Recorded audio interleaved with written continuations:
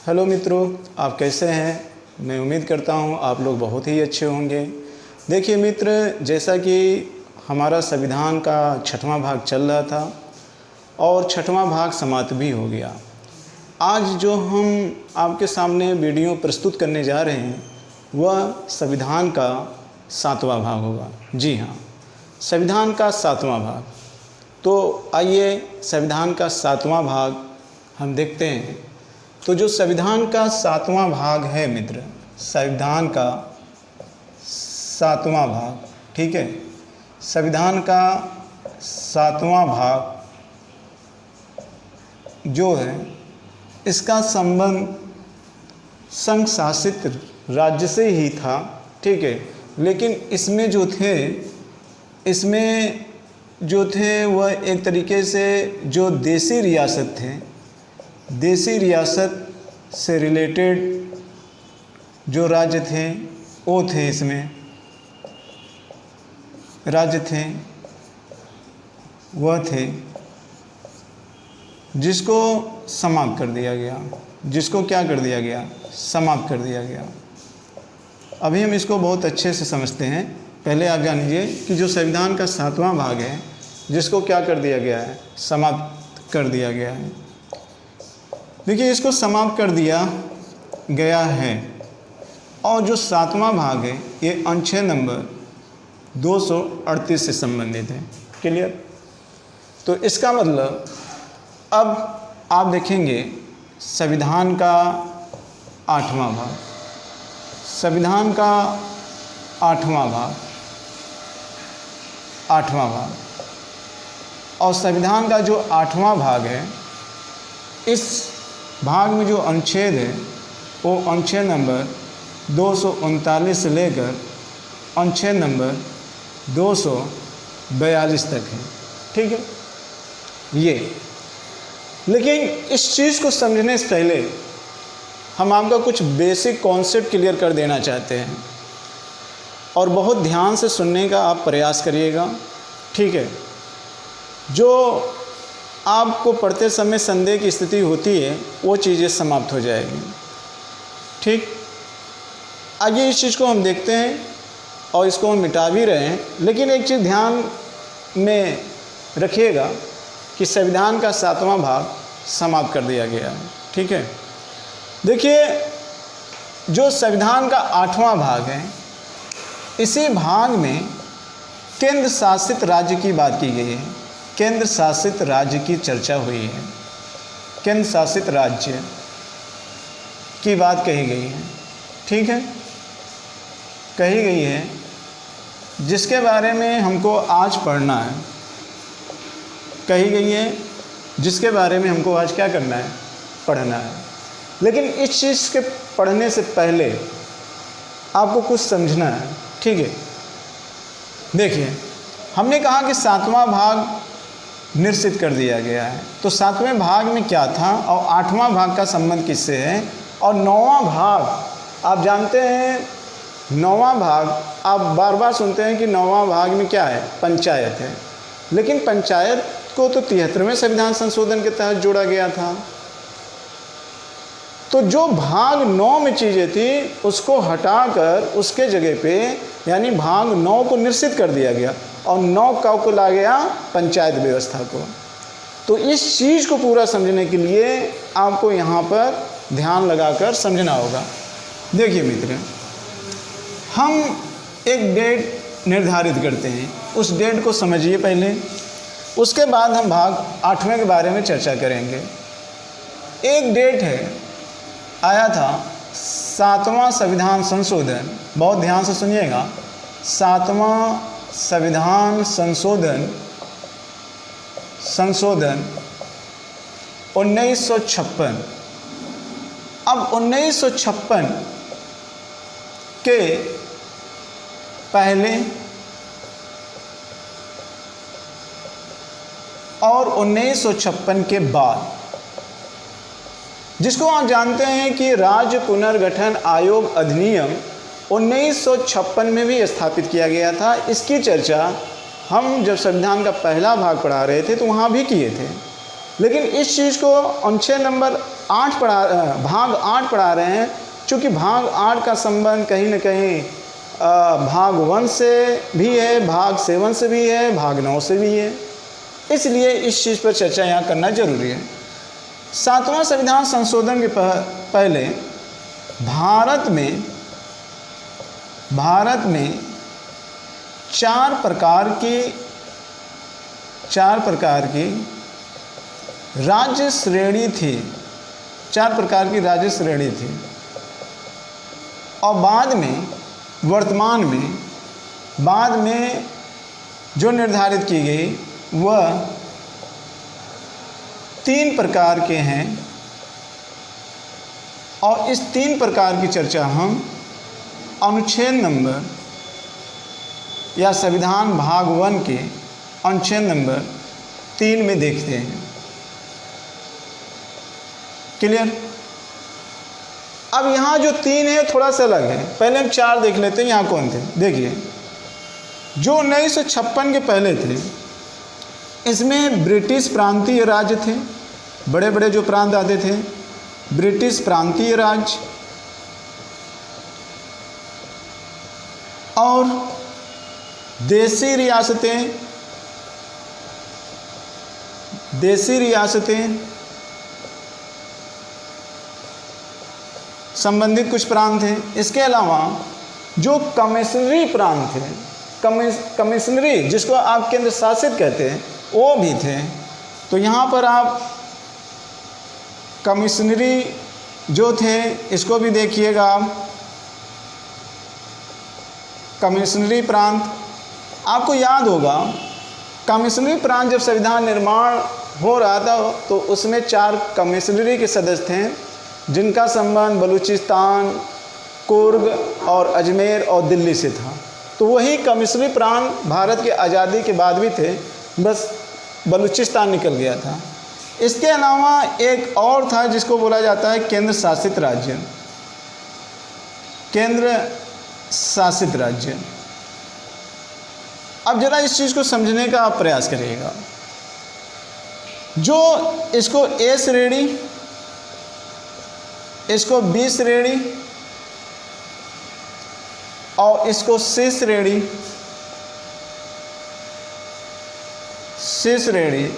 और इसको डी श्रेणी के अंतर्गत हम करते हैं।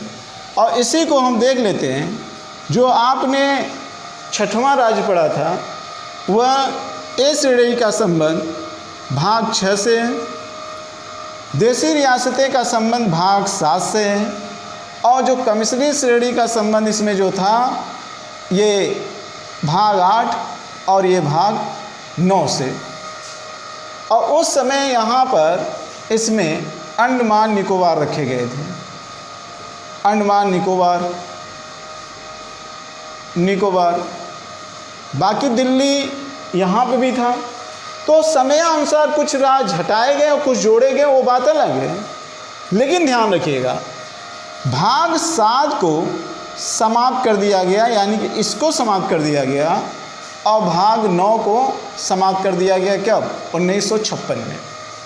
अब इसको समाप्त करके, इस चीज़ को समाप्त करके अगर हम देखेंगे तो इस वाले को भाग 9 में सम्मिलित कर दिया गया और इसको किस में विलय कर दिया गया? इसमें कर दिया गया। ठीक है, यानी कि विलय कर लिया गया। तो इस तरीके से देखेंगे कि भाग 9 भी समाप्त हो गया और भाग 7 भी समाप्त हो गया। ठीक है, और इसका संबंध अनुच्छेद नंबर किससे है? 238, और उसका संबंध 243 से था। लेकिन 243 में हम कुछ नहीं पढ़ते, हम तो पढ़ते हैं 243 का में ग्राम पंचायत। लेकिन इसके पहले क्या था वहाँ पर? इसके पहले वो निश्चित कर दिया गया था, लेकिन 56 के पहले वो था। 56 के पहले था। 7वें संविधान संशोधन के बाद जो अनुच्छेद नंबर 243 में था वो केंद्र शासित राज्य से रिलेटेड था, जिसको ला दिया गया कमिश्नरी वाले में, जो आज आप पढ़ रहे हो केंद्र शासित राज्य।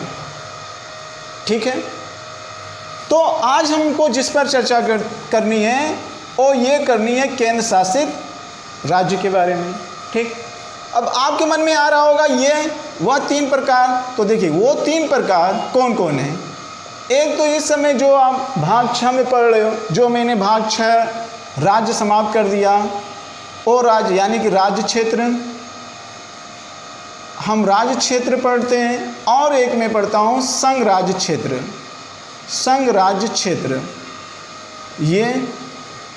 और एक मैं ये पढ़ता हूँ कि जो भूमि अर्जन के माध्यम से भी राज्यों का निर्माण किया जाता है, जैसे सिक्किम का, तो भूमि अर्जन के भी माध्यम से, लेकिन जो भूमि अर्जन के माध्यम से किया जाता है उसको हम किस राज्य के श्रेणी में शामिल कर देते हैं, संघ राज्य क्षेत्र में शामिल कर देते हैं। जैसे सिक्किम को हमने क्या किया, भूमि अर्जन के माध्यम से उसको पूर्ण राज्य का दर्जा हमने बना दिया, ठीक है। तो इस तरीके से आज प्रेजेंट टाइम में हमारे भारतीय संविधान में जो राज्यों की श्रेणी स्पेशली है वो 2 है, एक राज्य क्षेत्र, एक संघ राज्य क्षेत्र। राज्य क्षेत्र के बारे में मैंने भाग 6 में पढ़ लिया। आज जो स्टडी करेंगे वो संविधान का 8वां भाग हम पढ़ेंगे संघ राज्य क्षेत्र के बारे में। क्लियर? संघ राज्य क्षेत्र के बारे में आज हम इस चीज़ को पढ़ेंगे और ये चीज़ें आपको अच्छे तरीके से समझ में भी आएगी। क्लियर? तो ये आप ध्यान में रखिएगा कि क्यों और कैसे भाग 7 और भाग 9 को समाप्त कर दिया गया है। अब जब मैं स्थानीय स्वशासन पढ़ाऊँगा तब वहाँ मैं ये नहीं बताऊँगा कि भाग 9 में क्या था और उसको कब समाप्त किया गया था। हम डायरेक्ट भाग 9 से ही स्टार्ट करेंगे पंचायत व्यवस्था को, क्योंकि मैं वो चीज़ यहाँ पर आपको बता दिया। क्लियर? इतनी बात समझ में आ गई। अब आते हैं मित्र, जो ये भाग 8 है जिसको हम बाद में इस चीज़ को पढ़ते हैं 7वां संविधान संशोधन के बाद, संघ राज्य क्षेत्र। अब इस चीज़ को हम डिटेल से चर्चा करते हैं, यानी कि भाग 8। इतनी बातें समझ में आ गई? क्लियर? आइए अब हम आगे देख लेते हैं। भाग 8 में अब मुझे क्या क्या पढ़ना है वो थोड़ा सा हम देख लेते हैं। पहली चीज़, भाग 8 में अगर आप देखेंगे तो भाग 8 में संघ राज्य क्षेत्र, संघ राज्य क्षेत्र, इसमें क्या पढ़ेंगे वो देखेंगे। इसमें अनुच्छेद जो आप जानते हो तो है ही है कि अनुच्छेदों से क्वेश्चन बहुत कम पूछा जाता है, लेकिन इसमें जो चीज़ें हैं वो पहला हम ये पढ़ेंगे कि इसके अंतर्गत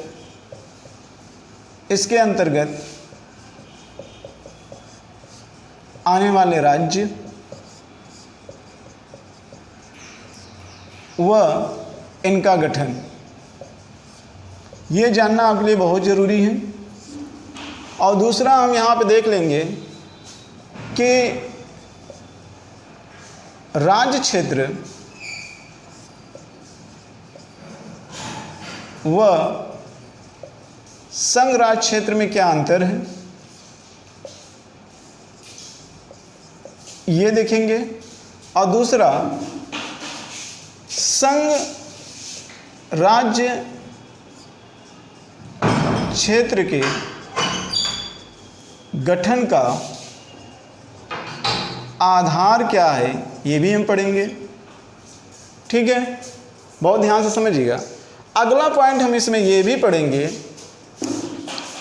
कि ये तो अंतर हो गया, हम अंतर देख लेंगे। एक पॉइंट हम इसमें और देख लेंगे, इसमें एक देख लेंगे हम कि संघ राज्य क्षेत्रों के प्रमुख को क्या कहा जाता है। संघ राज्य क्षेत्र के प्रमुख को क्या कहा जाता है।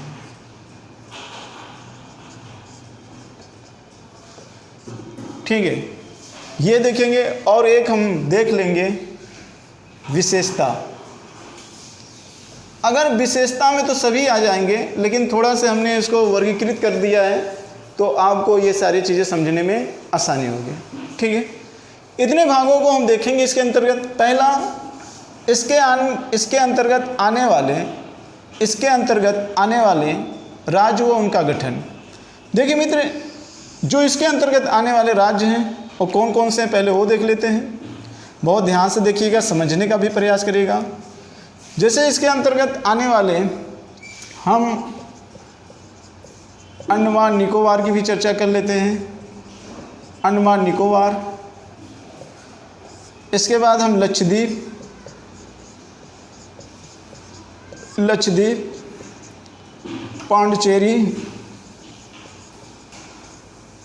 पांडिचेरी की भी चर्चा कर लेते हैं। गोवा नहीं, दमन एवं दीव, दादर नागर हवेली,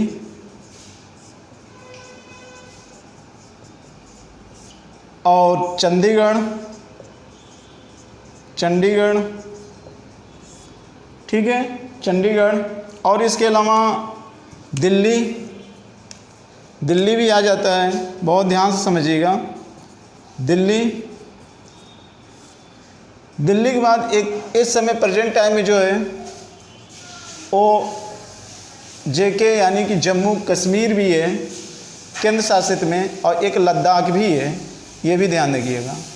तो लद्दाख ये, तो कुल इस समय देखेंगे 8 केंद्र शासित राज्य हैं। टोटल कितने राज्य हैं? 8 केंद्र शासित राज्य हैं, ठीक है। और टोटल 28 राज्य क्षेत्र हैं, 8 संघ शासित राज्य क्षेत्र हैं। अब देखिए इनके गठन के बारे में अगर हम बात कर लेते हैं तो सबसे पहले गठन किसका हुआ था? पांडिचेरी का हुआ था। पांडिचेरी का गठन 1954 में हुआ था। दादर नागर का गठन 1961 में हुआ था। दमन और दीव का जो गठन हुआ था वह 1962 में हुआ था। और ध्यान रखिएगा चंडीगढ़ का जो गठन हुआ था वह 1966 में हुआ था, ठीक है। ये डेट आपके लिए बहुत ज़्यादा इम्पोर्टेंट है। अब ये बचे जो आपका अंडमान, लक्षद्वीप और दिल्ली है, ये 1956 में, तो ये 1956 में हुए थे, ये 1956 में है और ये 1956 में, यानी कि जो 7वां संविधान संशोधन हुआ था उसी के समय इनका गठन हो चुका था। तो केंद्र शासित राज्यों में सबसे पहले वर्तमान में हैं, जो केंद्र संघ शासित राज्यों में जो इस समय हैं, सबसे पहले किसका गठन हुआ था? तो आपका आंसर कौन होना चाहिए? पांडिचेरी होना चाहिए। और सबसे बाद में किसका गठन हुआ? तो ध्यान रखिएगा सबसे बाद में जो गठन हुआ है वह लद्दाख और जम्मू कश्मीर, ठीक है, 2019। तो 2019 में इनका गठन हुआ। जम्मू कश्मीर को 2 भागों में बांट दिया गया, ठीक है, एक लद्दाख और एक जम्मू कश्मीर। तो 2019 सबसे बाद में। तो ये क्रम आपको पता होना चाहिए। यहाँ क्रम से रिलेटेड भी प्रश्न पूछ लिए जाते हैं। क्लियर? तो मैं समझता हूँ कि गठन के संदर्भ में आपको पता हो गया। तो इसके अंतर्गत आने वाले कुल कितने राज्य हैं? 8 हैं, ये याद रखिएगा। और इनका गठन कब कब हुआ है ये आपको याद रखना होगा। क्लियर मित्र? अब देखते हैं राज्य क्षेत्र व संघ राज्य क्षेत्र के अंतर्गत अंतर। दूसरा पॉइंट हम देख लेते हैं। आइए देखिए, बहुत इम्पोर्टेंट वीडियो है ये और बहुत कन्फ्यूजन भी करता है। अब इसमें देख लेते हैं। पहली चीज़ आप मित्र ज़रा ध्यान रखिए, नाम से ये स्पष्ट है संघ राज्य क्षेत्र और राज्य क्षेत्र। एक चीज़ ध्यान रखिएगा कि यहाँ राज्य क्षेत्र, इसको मैं मान लेता हूँ 1 राज्य क्षेत्र को, और संघ राज्य क्षेत्र को मैं 2 मान लेता हूँ। तो अगर हम राज्य क्षेत्र में 1 देख लेते हैं और संघ राज्य क्षेत्र में 2 देख लेते हैं, तो एक चीज़ ध्यान रखिएगा, जो संघ राज्य क्षेत्र होता है, संघ राज्य क्षेत्र, जी हाँ, जो संघ राज्य क्षेत्र होता है, अगर हम इसकी बात करें तो एक चीज़ आप ध्यान रखिएगा कि जो संघ राज्य क्षेत्र होता है, यहाँ ये व्यवस्था एकात्मक व्यवस्था को शो करती है। एकात्मक व्यवस्था, अभी मैं आपको बता रहा हूँ कैसे। और दूसरी चीज़, इस राज्य को यानी संघ राज्य को स्वायत्तता नहीं प्रदान होती है, स्वायत्तता नहीं प्रदान होती है, ठीक है ये।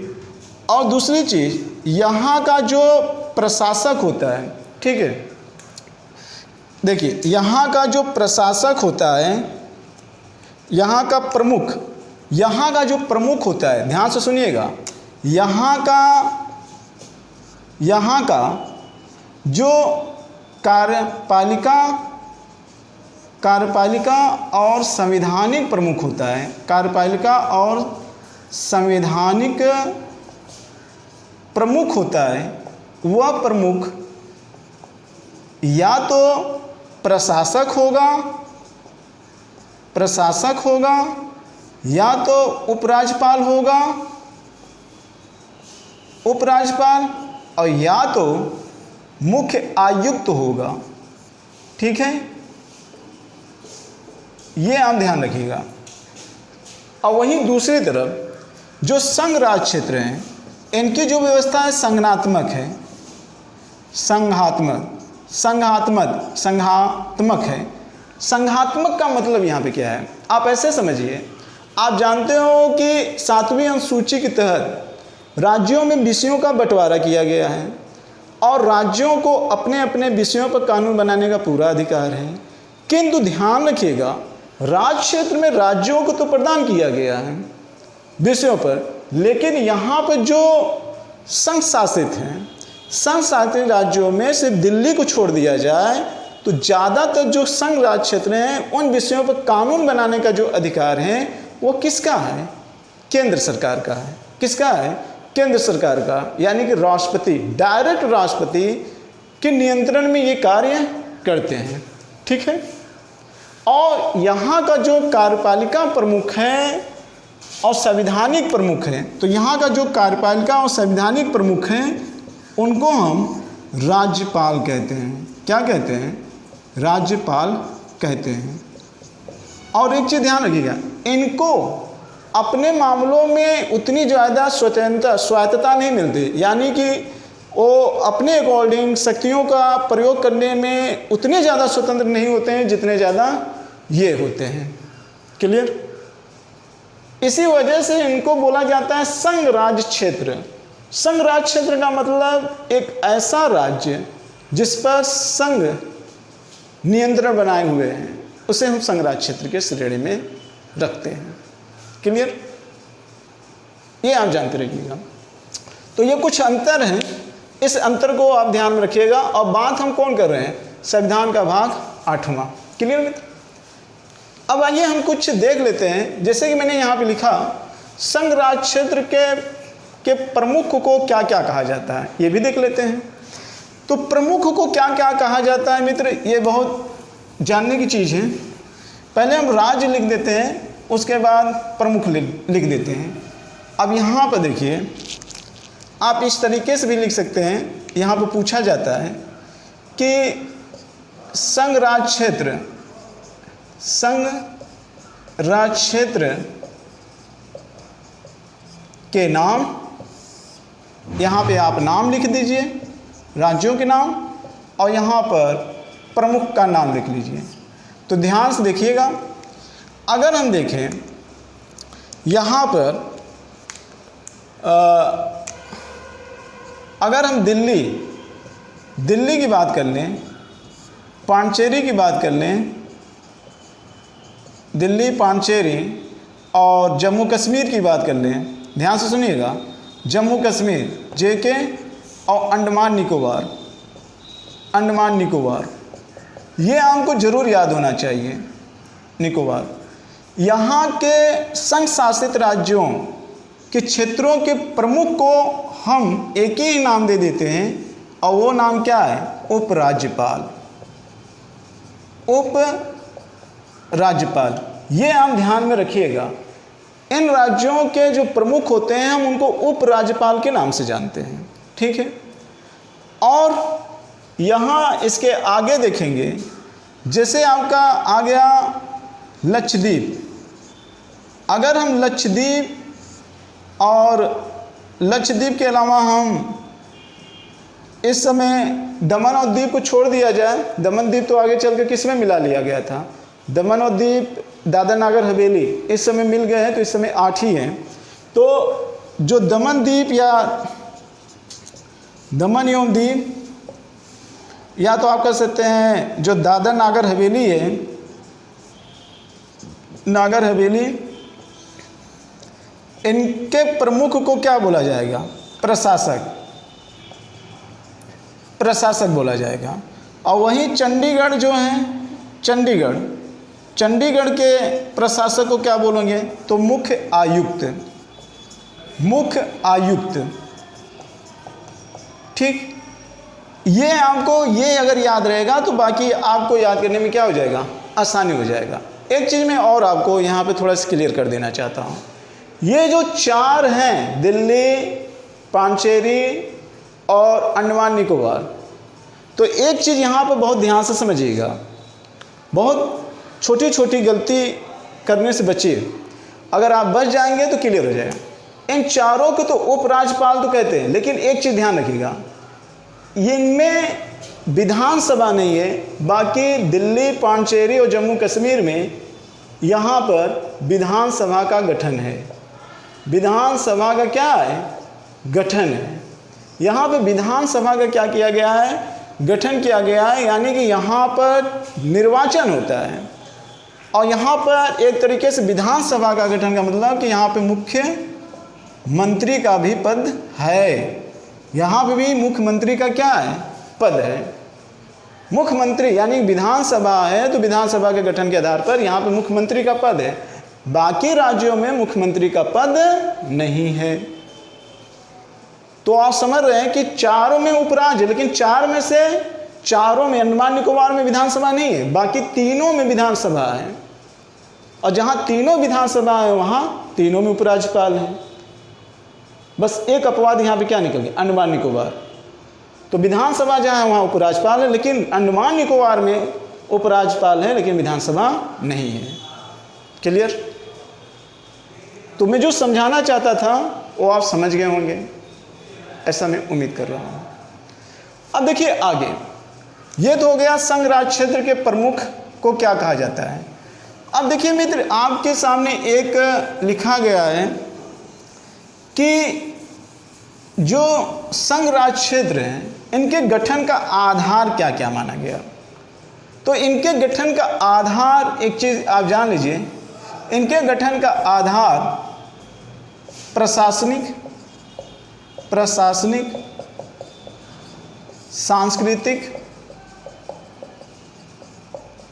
सांस्कृतिक और सामरिक, यानी कि युद्ध का क्षेत्र सामरिक, और एक है पिछड़ा यानी कि जनजातीय क्षेत्र। ये वो आधार है जिसके आधार पर संघ राज्य क्षेत्र का गठन किया जाता है। और ये एक संवेदनशील जगह है, और इन संवेदनशील होने के कारण इस प्रांत को या इस राज्य को स्वायत्तता नहीं प्रदान की जाती है, इस पर केंद्र का नियंत्रण रहता है। यही मेन वजह है। जैसे अगर आप प्रशासनिक के आधार पर देखेंगे तो प्रशासनिक आधार पर दिल्ली और जो आपका चंडीगढ़ है इनका गठन किया गया है। तो प्रशासनिक आधार पर केंद्र शासित राज्यों के गठन, जो केंद्र शासित राज्यों का गठन किया गया वो दिल्ली और चंडीगढ़ है प्रशासनिक आधार पर। ठीक है।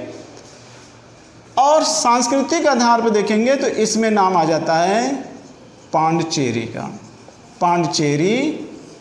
इसके अलावा दमन और दीव, आज इसी के समय हम देख लेते हैं दादर नागर हवेली।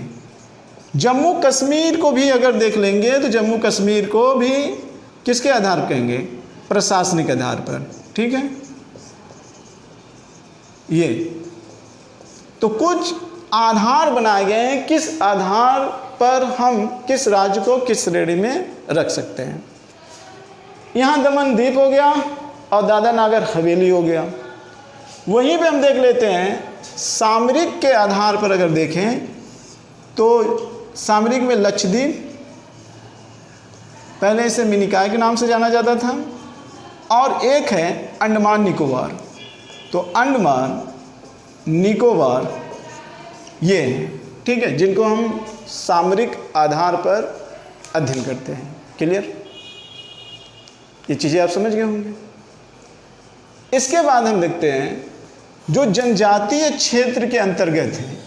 अब ये केंद्र शासित राज्य इस समय नहीं है, लेकिन हाँ ये भी पहले निर्धारित है केंद्र शासित राज्य में, आज नहीं है। जैसे हम नाम ही ले लेते हैं अरुणाचल प्रदेश, मिजोरम, त्रिपुरा, ये जो राज्य हैं इनको भी पहले केंद्र शासित क्षेत्र में रखा जाता था और ये जनजातीय क्षेत्र के आधार पर इनको रखा जाता है। और आज भी इन राज्यों पर इनके लिए एक संविधान में अलग से अनुसूची ही बनाई गई है और वो अनुसूची 6वीं अनुसूची है। क्लियर? तो मैं समझता हूँ कि संविधान का जो 8वां भाग है संघ राज्य क्षेत्र, ये आपको अच्छे तरीके से समझ में आ गया होगा। अब आपको लेकर राज्य क्षेत्र और संघ राज्य क्षेत्र में लेकर कन्फ्यूजन नहीं होना चाहिए और ना ये भी कन्फ्यूजन होना चाहिए कि भाग 7 को क्यों समाप्त कर दिया गया और उसमें क्या था और भाग 9 में क्या था, ये भी आपको पता चल गया होगा। ठीक है, तो दोस्तों इसी के साथ मुझे इजाज़त दीजिए। नेक्स्ट टाइम एक नए वीडियो के साथ फिर हम आपके सामने जल्द ही उपस्थित होंगे। इसी के साथ जय भारत, जय हिंद।